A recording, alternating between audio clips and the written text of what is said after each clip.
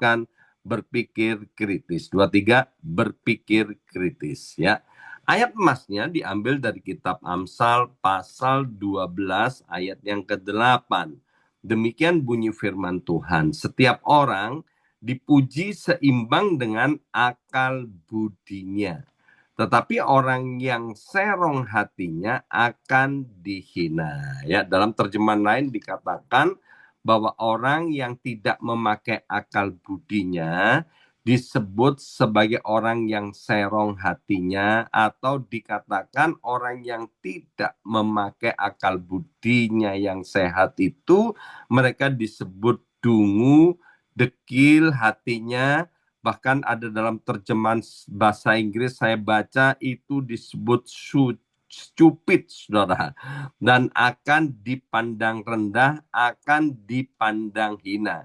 Jadi meskipun pendidikannya tinggi, gelarnya banyak, tapi kalau mereka tidak memakai akal sehatnya, maka Alkitab bilang itu disebut sebagai orang yang serong hatinya. Maaf, sekali lagi disebut sebagai orang yang dungu, dekil, maupun stupid ya. Nah, orang yang menggunakan akal sehatnya, akal budinya, disebut dalam terjemahan The Living Bible adalah man with a good sense. Artinya orang yang berpikir dengan akal sehat adalah orang yang memiliki good sense. Apa itu berpikir kritis? Berpikir kritis adalah berpikir dengan akal sehat, berpegang pada firman Tuhan. Ini penting sekali Bapak Ibu sekalian. Jadi pegangannya adalah firman Tuhan.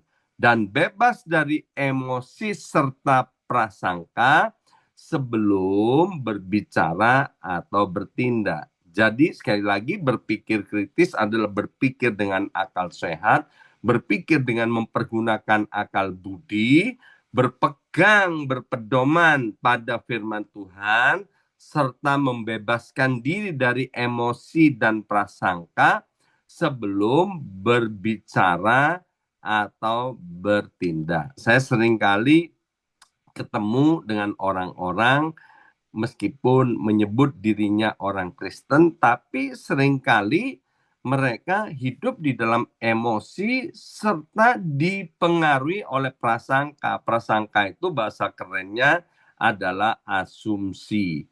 Bapak Ibu sekalian, mari kita harus berhenti sejenak untuk mempertimbangkan segala sesuatunya sebelum bertindak atau berbicara. Dan ini tidak mudah Bapak Ibu sekalian. Saya mengalami itu, bergumul untuk bertahun-tahun akan hal ini. Bahkan sampai hari ini saya harus terus melatih sedemikian rupa supaya sebelum bertindak, sebelum berbicara itu harus berhenti dulu, berpikir secara kritis, menggunakan akal sehat dan logika. Itu bukan sekedar emosi atau prasangka ya. Nah, Bapak Ibu sekalian, memutuskan dengan bijaksana itu bukan tergesa-gesa dan juga dilarang keras untuk ikut arus. Hari ini itu yang namanya live TikTok di Indonesia dimatikan. Bahkan YouTube juga akan mengikuti bahwa live YouTube hari-hari ini di Indonesia juga akan dimatikan. Mengapa? Karena ada orang-orang yang ternyata mudah dipengaruhi dengan apa yang mereka lihat. Kita hidup di zaman yang informasi yang sangat cepat, di mana saja bisa mencari jawaban dari TikTok, dari YouTube, bahkan ada teman yang bilang dari Mbah Google ya. Media sosial Bapak Ibu sekalian itu sangat-sangat mempengaruhi hidup banyak orang. Kalau kita nggak hati-hati, kita akan terpengaruh dengan apa yang ada, yang disajikan oleh media sosial itu. Bahkan sekarang yang namanya AI, Bapak Ibu sekalian, atau kecerdasan buatan. Saya nggak sungkan-sungkan, nggak segan-segan, dan nggak bosan-bosan untuk mengingatkan bahwa AI itu adalah pembantu, AI itu adalah asisten untuk mempermudah pekerjaan kita. Seperti kalkulator, itu membantu kita untuk mempermudah cara menghitung. Jadi AI itu bukanlah suatu kebenaran, tapi AI itu menyajikan apa yang sudah diterima dan kemudian dia menyajikan. Hari ini AI sedang dituntut oleh satu keluarga karena keluarga ini punya seorang anak dan kemudian anak ini dituntun oleh AI untuk bunuh diri, ya, dan akhirnya anak ini meninggal dunia, ya. Jejak digitalnya ada jelas bagaimana cara bunuh diri sehingga AI itu kemudian dituntut. Jadi AI itu bukan pedoman, Bapak Ibu sekalian. Jangan sampai kita jadikan pedoman. Barusan ini saya mengikuti sebuah talk show yang mana disampaikan oleh seorang yang menyebut dirinya ahli, tapi apa yang disampaikan saya langsung bilang kepada istri saya, lihat ini, ahli ini sedang membodohi banyak rakyat Indonesia, ya. Dia menyampaikan satu data, dia bilang begini, coba Bapak Ibu ketik di AI, maka akan keluar berita seperti ini. Jadi nggak bisa dibantah lagi bahwa si Anu itu melakukan hal begini, begini, begini. Saya bilang ini pembodohan dan penyesatan yang luar biasa.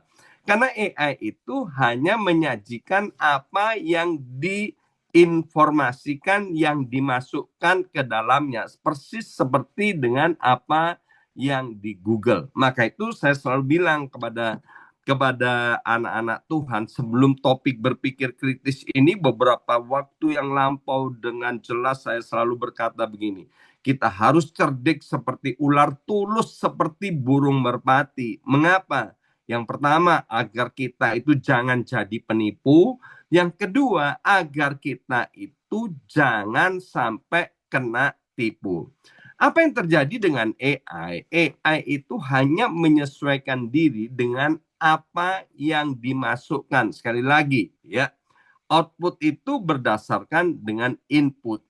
AI tidak punya kebenaran mutlak.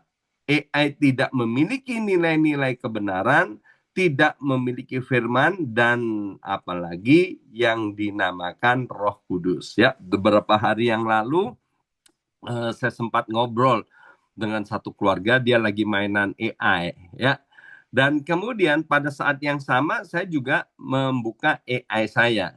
Dan kemudian saya dengan cepat memberikan respon dan orang ini kaget. Loh, AI itu bisa bahasa Indonesia ya? Saya bilang bisa banget, lihat ini. Ternyata bisa ya. Jadi itulah AI. Nah, kembali ke tentang berpikir kritis. Mengapa berpikir kritis itu penting? Karena hidup ini, Bapak Ibu sekalian, adalah rangkaian dari hidup ini adalah hasil dari rangkaian keputusan-keputusan. Sekali lagi, mengapa berpikir kritis itu penting?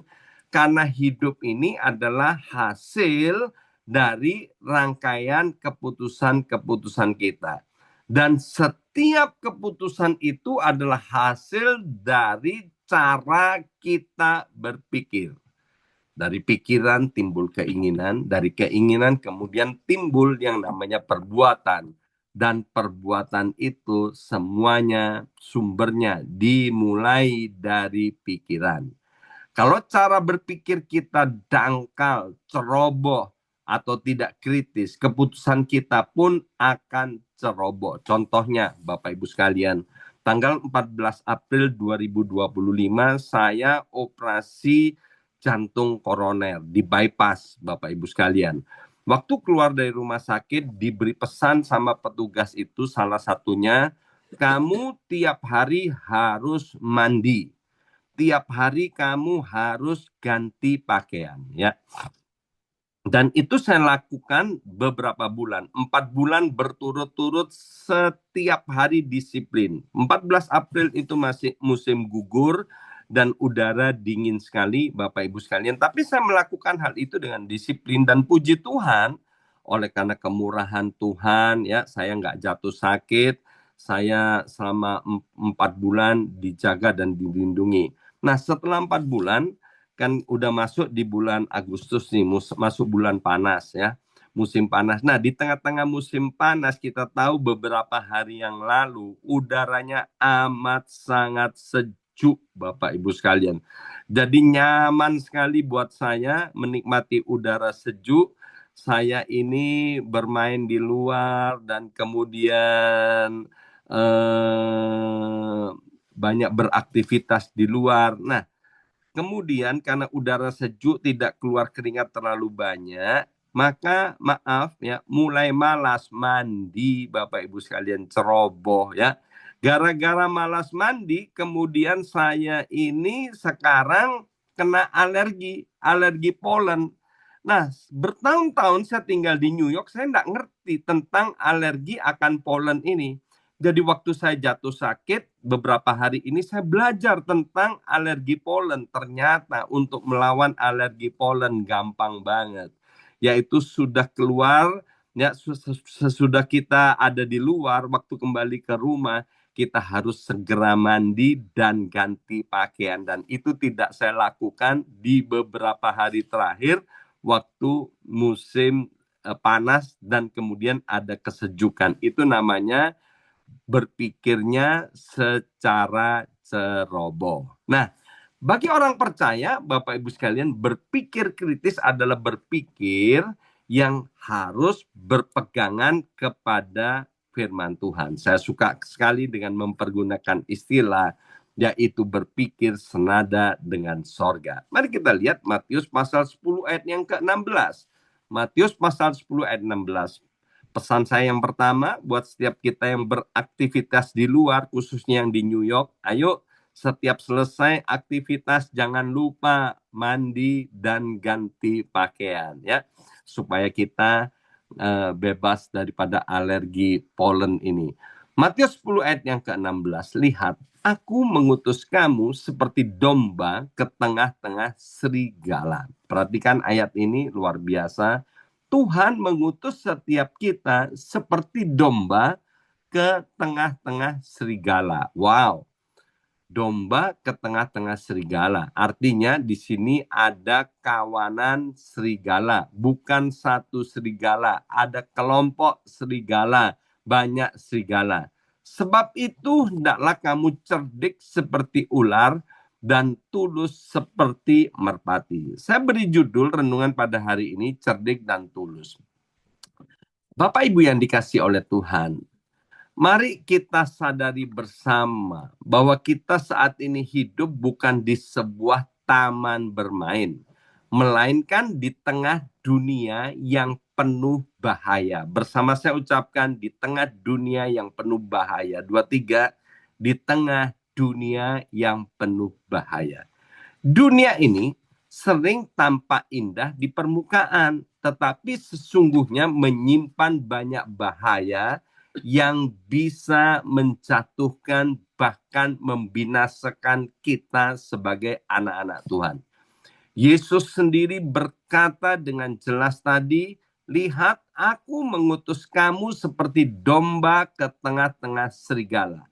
Artinya kita tidak sedang berada di padang rumput yang aman, tetapi berada di tengah kawanan serigala yang siap menerkam kapan saja. Serigala zaman ini bisa berupa tindakan kekerasan, kejahatan, godaan dosa, tipu daya kenikmatan dunia, ajakan untuk kompromi, bahkan tekanan hidup yang dapat membuat kita goyah. Sebagai domba, kita lemah dan rentan. Tetapi kabar baiknya, Yesus tidak membiarkan kita tanpa bekal. Sekali lagi, Tuhan Yesus tahu keadaan kita seperti itu, tapi Tuhan Yesus tidak membiarkan kita kemudian menjadi mangsa daripada serigala. Tuhan memberikan senjata, Tuhan memberikan resep, Tuhan memberikan strategi bagaimana supaya kita bisa menikmati kehidupan yang penuh bahaya ini seperti domba di tengah-tengah serigala. Tuhan memberikan strategi hidup di tengah kawanan serigala. Jadilah cerdik seperti ular dan tulus seperti merpati. Bapak Ibu yang dikasihi oleh Tuhan, inilah kunci untuk perlindungan dan kemenangan. Keseimbangan antara kecerdikan dan ketulusan. Cerdik tanpa tulus membuat kita licik. Tulus tanpa cerdik membuat kita mudah dimanfaatkan. Sekali lagi, cerdik tanpa tulus membuat kita licik. Tulus tanpa cerdik membuat kita mudah dimanfaatkan. Tetapi cerdik dan tulus membuat kita kuat serta mampu bertahan di tengah dunia yang keras, yang tidak ada belas kasihan ini, tanpa kehilangan hati yang benar di hadapan Tuhan. Bapak Ibu yang dikasihi oleh Tuhan, jika Yesus berkata, kita ini seperti domba di tengah kawanan serigala, artinya hidup kita tidak boleh dijalani dengan sembarangan dan sembrono. Kita harus punya hikmat. Domba tidak punya taring, domba tidak punya tanduk, domba tidak punya cakar yang tajam, dan domba itu tidak bisa lari secepat larinya serigala. Tetapi Yesus tidak membiarkan kita dimangsa serigala. Dia berkata, jadilah cerdik seperti ular dan tulus seperti burung merpati. Hari ini kita akan belajar cerdik seperti ular itu kayak apa dan tulus seperti merpati itu bagaimana. Yang pertama, cerdik seperti ular. Mari kita lihat dari kitab Kejadian pasal 39 ayat yang ke-10. Kejadian pasal 39 ayat yang ke-10 dalam terjemahan sederhana Indonesia. Dikatakan begini, setiap hari istri majikannya berulang kali mengajak Yusuf untuk bersetubuh dengannya. Tetapi Yusuf tetap pada pendiriannya dan menolak setiap ajakannya. Ini kisah tentang Yusuf dengan istri Potifar. Artinya Bapak Ibu, godaan dan bahaya tidak datang sekali saja, melainkan berulang dan terus-menerus sampai orang itu bisa ditaklukkan. Sehingga dikatakan begini, setiap hari istri majikannya berulang kali. Jadi dalam satu hari berulang kali. Jadi lebih dari sekali istri majikannya menggoda Yusuf untuk melakukan persetubuhan, untuk melakukan perbuatan tercela, untuk melakukan perbuatan dosa. Ya, Bapak Ibu, pernahkah kita memperhatikan seekor ular di alam bebas? Banyak orang memang tidak suka akan ular dan takut kepada ular. Tetapi mengapa Yesus memilih ular sebagai contoh? Mari kita lihat tentang kehidupan ular. Ular itu, waktu dia sedang berjalan, Bapak Ibu sekalian, ia tidak pernah berjalan, maksudnya tidak pernah melata ya secara sembarangan. Setiap gerakan daripada ular itu dipenuhi dengan yang namanya kewaspadaan. Ular itu sangat peka terhadap getaran yang ada di tanah. Penciuman baunya itu juga sangat tajam, Bapak Ibu sekalian. Dan telinganya sangat peka mendengar suara sampai sekecil apapun. Ular selalu waspada karena ia tahu hidupnya dalam bahaya dan dipenuhi ancaman. Ya, Kalau seekor ular itu kemudian dia mendeteksi jejak kaki manusia, ular nggak langsung menyerang Bapak Ibu sekalian. Ular itu lebih suka memilih untuk menghindar. Ular itu jarang sekali menyerang lebih dahulu. Ular hanya mau menyerang kalau dalam keadaan orang Surabaya bilang kepepet, ya, dalam keadaan kepepet atau terpojok baru dia menyerang. Inilah yang disebut cerdik seperti ular, tahu kapan harus mundur, kapan harus maju, bukan nekat cari gara-gara. Ular itu sangat pandai beradaptasi dengan lingkungannya, ya.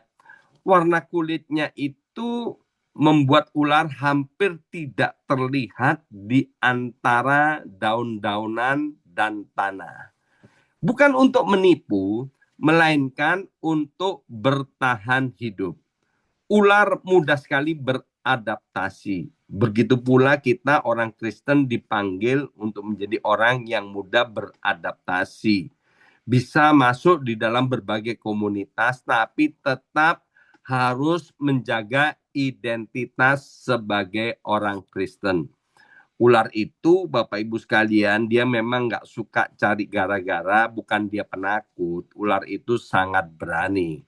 Nah, dari sini kita belajar begini, Bapak Ibu sekalian, ya, bahwa kecerdikan itu waspada, tidak suka menyerang, mampu beradaptasi dan berani. Yesus tidak sedang memerintahkan kita menjadi licik atau manipulatif. Tetapi Yesus mengajarkan agar kita menjadi orang yang cerdik supaya kita tetap memuliakan Tuhan di tengah dunia yang penuh bahaya ini. Mari kita lihat di dalam Amsal 22 ayat 3. Dalam terjemahan sederhana Indonesia dikatakan orang bijak dapat mengenali bahaya dan segera menghindarinya. Tetapi orang yang naif, ya, berjalan terus lalu kena celaka, lalu kena masalah. Kembali kepada Yusuf tadi. Yusuf saat digoda oleh istri Potifar, ia cerdik seperti ular, Bapak Ibu sekalian. Dia menolak rayuan dan godaan istri Potifar itu dengan tegas, dengan berani, tanpa diskusi. Ya, kalau hari ini kita sedang digoda oleh seseorang, mungkin untuk pergi ke kasino, untuk korupsi, untuk berzina, atau melakukan perbuatan dosa, please, nggak perlu didiskusikan lagi, tapi tolak dengan tegas, ya, tolak dengan tegas. Katakan ya di atas iya, tidak di atas tidak. Seperti Yusuf, bukan sekedar karena perempuan ini istri majikannya, tetapi Yusuf tahu ini adalah perbuatan dosa dan kekejian di hadapan Tuhan. Kisah Yusuf saat menghadapi godaan istri Potifar adalah salah satu contoh yang paling jelas, Bapak Ibu sekalian. Bagaimana seorang yang berakal sehat dan takut akan Tuhan mampu bertahan di tengah pencobaan yang besar. Yang pertama kita belajar cerdik seperti ular, yaitu waspada terhadap godaan. Yusuf tidak lengah saat digoda oleh istri Potifar berulang kali. Ya, dia tahu bahaya besar sedang mengintai. Jadi kita harus cerdik dan waspada, Bapak Ibu sekalian. Yang kedua, ya, tidak menyerang tetapi berani menolak dengan tegas. Dan yang ketiga, Yusuf itu mampu beradaptasi meskipun dia harus menderita akibat daripada penolakannya, sehingga Yusuf harus dimasukkan ke dalam penjara. Di penjara, Bapak Ibu sekalian, Yusuf itu mampu beradaptasi. Jadi kita belajar yang pertama, cerdik seperti ular, itu berbicara bahwa godaan itu bukan dosa, ya. Dosa itu terjadi ketika kita menyerah pada yang namanya godaan. cerdik tanpa ketulusan itu akan melahirkan yang namanya kelicikan. Tetapi cerdik dengan ketulusan itu akan melahirkan yang namanya kesaksian. Yang kedua, kita akan belajar tulus seperti merpati. Rut pasal pertama ayat yang ke-16. Tetapi kata Rut, janganlah desak aku meninggalkan engkau dan pulang dengan tidak mengikuti engkau. Sebab kemana engkau pergi, ke situ jugalah aku pergi. Dan di mana engkau bermalam, di situ jugalah aku bermalam. Bangsa mula bangsaku dan Allah mula Allahku. Bapak Ibu, pernahkah kita memperhatikan merpati?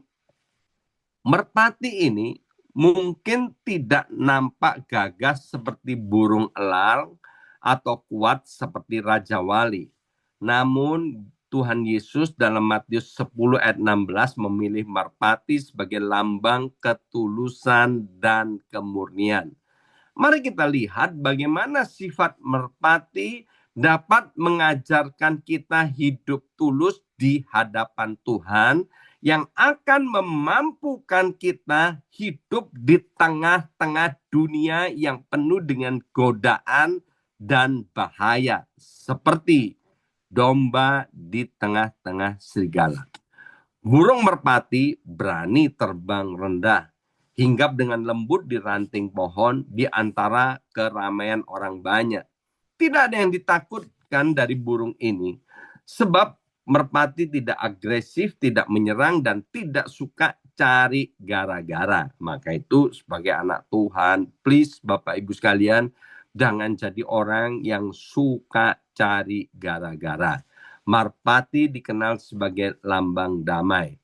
Merpati juga dikenal sebagai burung yang setia, hanya kepada satu pasangan seumur hidupnya. Berbeda dengan merpati itu berbeda dengan burung pemangsa yang punya cakar dan paruh tajam. Merpati tidak punya senjata untuk menyerang. Ia hidup tanpa tipu daya, murni dan jujur.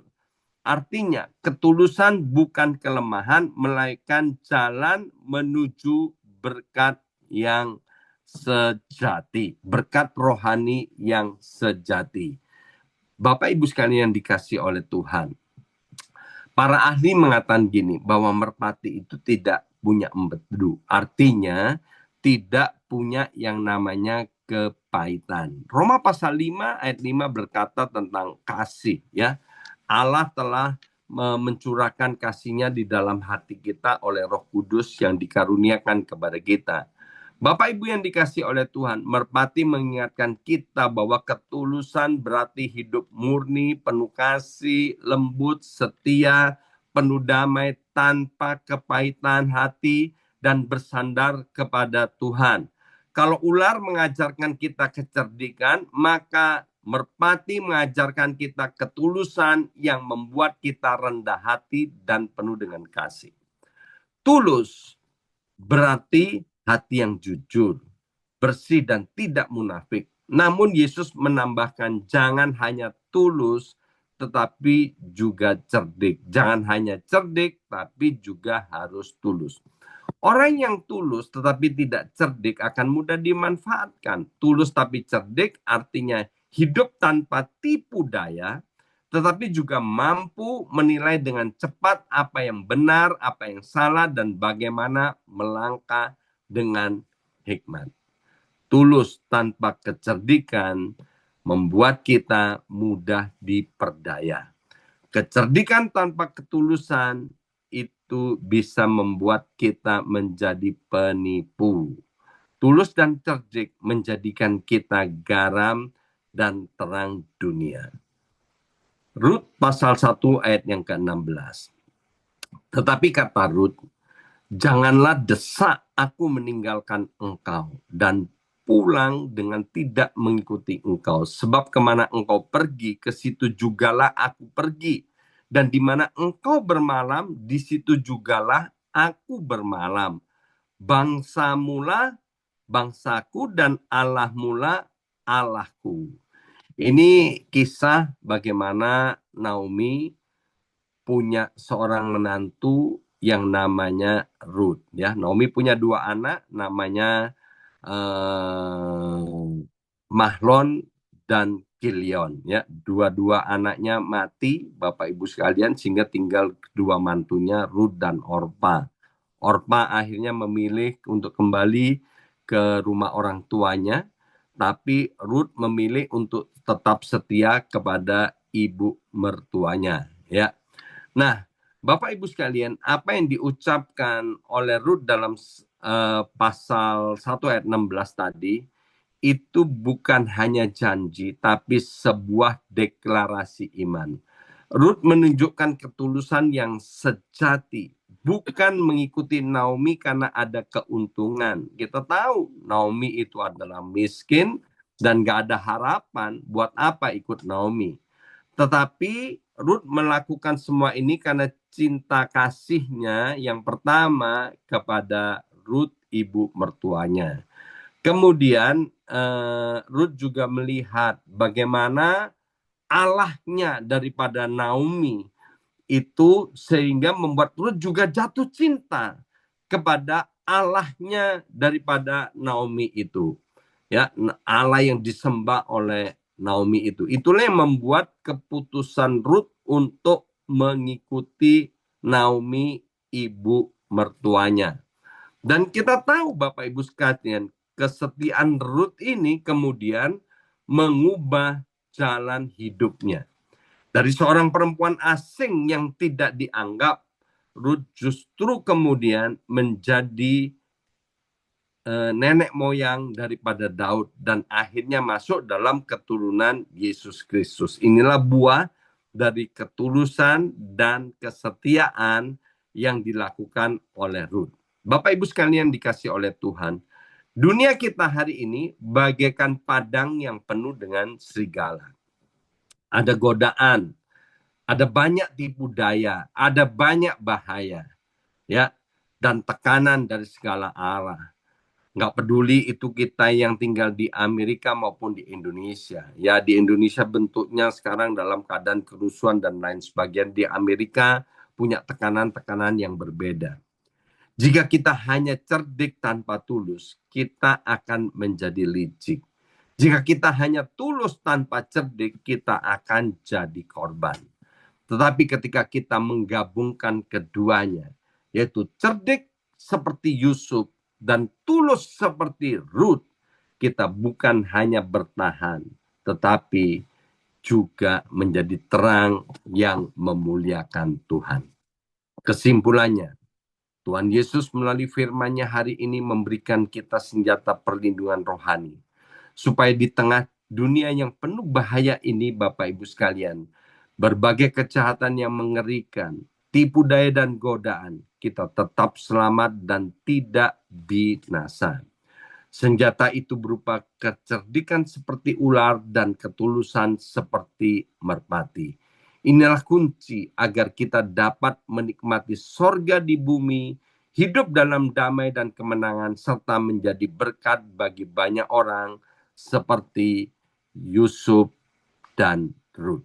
Mari kita berdoa, materaikan kebenaran firman Tuhan di hari terakhir bulan Agustus 2025 ini.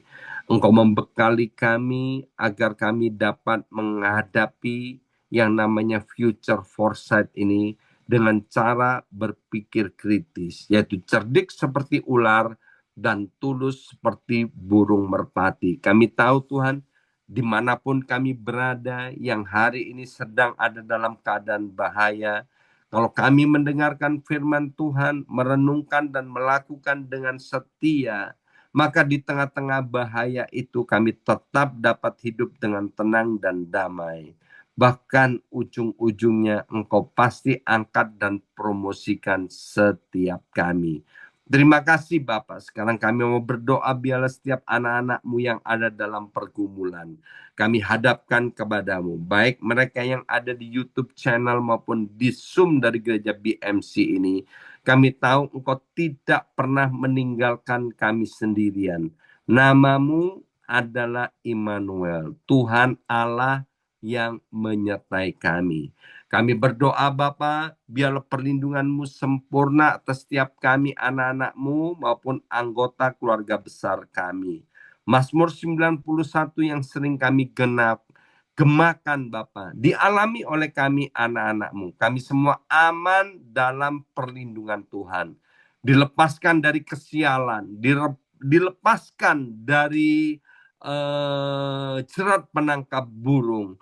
Bahkan kalau ada 1.000 yang rebah di sisi kiri kami, 10.000 di sebelah kanan kami, sekali-kali tidak ada yang menimpa kami anak-anak-Mu, karena kami ini cerdik seperti ular dan tulus seperti burung merpati. Mari angkat kedua belah tangan kita, arahkan wajah kita ke sorga. Terima dengan iman berkat dan rahmat dari Allah Bapa, di dalam nama Yesus dan persekutuan yang manis dengan Roh Kudus-Nya.